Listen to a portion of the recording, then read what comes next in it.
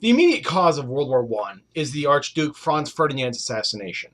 Archduke Franz Ferdinand was the heir apparent to the Austro-Hungarian throne. His uncle was the Austrian Kaiser, and once the Kaiser dies, Franz Ferdinand was supposed to take the throne.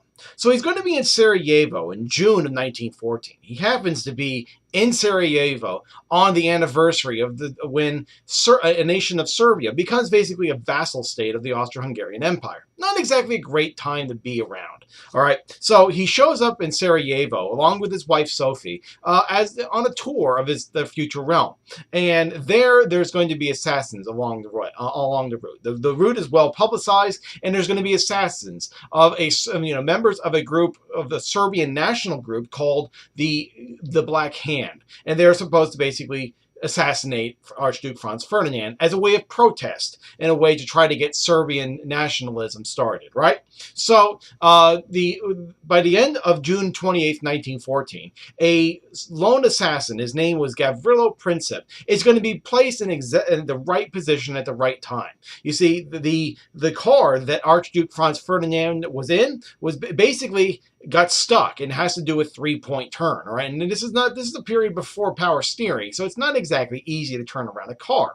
And so in the middle of this, Gavrilo Princip stands up, goes in, rushes the barricades, gets into the car practically, or really close to it, and shoots the Archduke and his wife at point-blank range, killing them.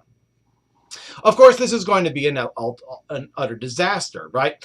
The ironic thing, of course, is going to be that Archduke Franz Ferdinand wasn't exactly that popular of a guy.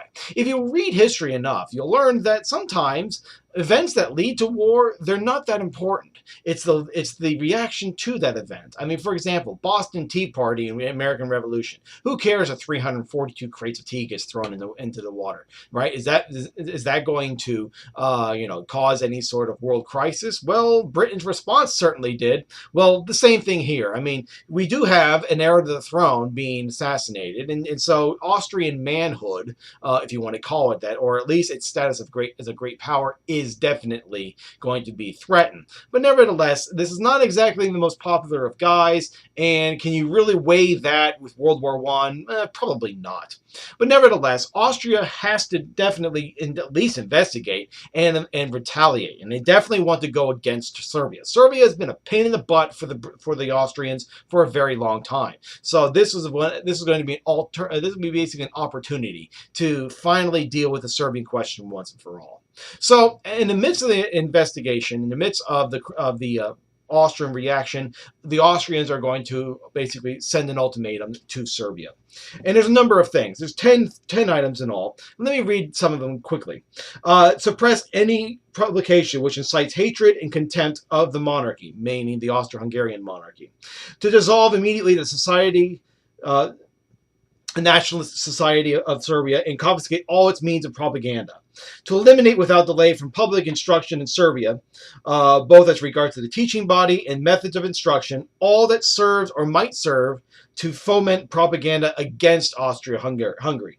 To remove from military service and administration in general all officers and officials guilty of propaganda against the Austro-Hungarian monarchy, to accept the collaboration in Serbia of organs of the imperial and royal government, to take judicial proceedings against the accessories to the plot of June 28th, to proceed without delay to the arrest of Major Voja Tankovic, a Serbian employee implicated by the findings of the preliminary investigation at Sarajevo. To prevent by effective measures the cooperation of Serbian authorities in the illicit traffic in arms and explosives across the frontier, to furnish the imperial and royal government with explanations regarding the unjustifiable utterances of high Serbian officials, both in Serbia and abroad, and finally, to notify the imperial and royal government without delay of the execution of the measures comprised under the preceding heads. All right, so basically, if Serbia agrees to do this, their goose is cooked. All right, their existence as a nation is pretty much gone, and so the Serbians have no choice but to say no. But the thing about it is going to be that the Serbians do have help. You see, the Serbs are going to be, they are a group of people called Slavs, and the traditional protector of the Slavs is going to be Russia. So when Austria starts making grumbling noises against Serbia, they're going to get on the telephone with the Russian government in order to help them. And so the Russians, they're Russia, a very large, very powerful nation, is going to talk to Austria and say, you know what? If you continue down this path, we have no choice but to declare war on you. That's going to scare the bejesus out of Austria. And so Austria goes to their good friends Germany, and the Germans say, don't worry, whatever you do, we're going to back you up 100%. It's what's known as the blank check. Germany is the one that basically tells Austria, if you don't handle this Serbian situation, your status as a great power is going to be broken. And so Austria-Hungary, with the backing of Germany, is going to declare war on Serbia on July 28th, 1 month to the day of the assassination of Archduke Franz Ferdinand. And like I said in the previous video, this is going to cause a chain reaction. When Serbia declares war on Austria, Russia is going to declare war on, is also going to declare war on, when Austria declares war on Serbia, Russia is going to declare war on Austria. That's going to bring in the Germans and declare war on Russia, which brings in the French, because the French are the allies of Russia, right?